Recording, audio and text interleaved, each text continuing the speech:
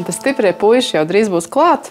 Tad man vēl atliek uztaisīt to spēcinošo rudens kokteili ar daudz vitamīniem. Un tam man vajadzēs burkāns, ābols, sīpolu, ķiplociņu, drusciņu čili piparu un tomātus. Tomātiem sākumā es noņemšu ādu, atkal tos noplaucējot.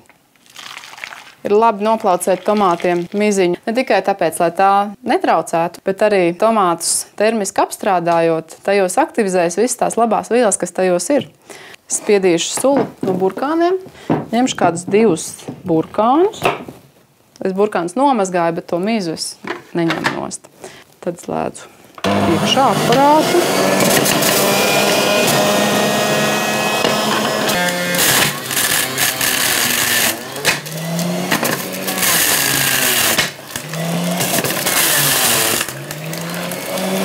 Ābolus.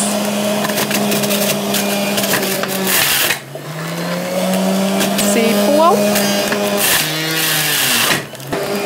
Ķiplociņu.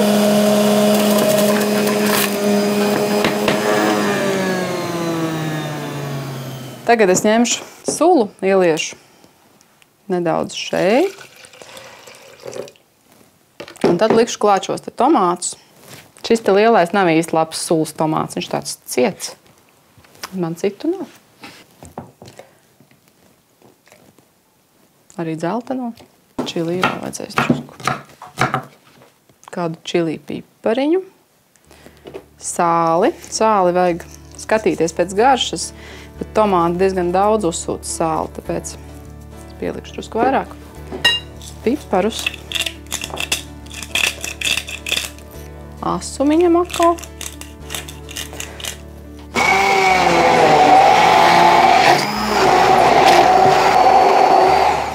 Ļoti ātri, veselīgi, rudenīgi.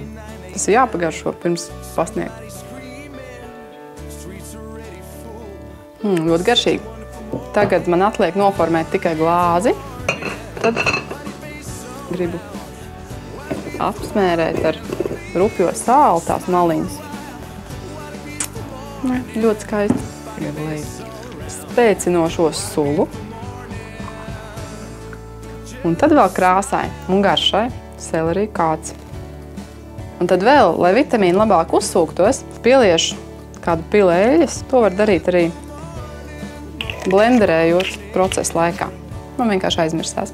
Svarīgi arī sulu ir pagatavot īsi pirms pasniegšanas. Vitamīni pazūd, ja sula stāv ilgāku laiku. To vajag dzert vismaz pusstundas laikā, ilgāk nevajadzētu gaidīt. Vai nav skaisti? Veselīgais dzēriens ir gatavs, un mani stiprie palīgi ir jau pie durvīm. Tāpēc likšu galdā mūsu spēcinošo maltīti, un es zinu, ka viņiem garšos.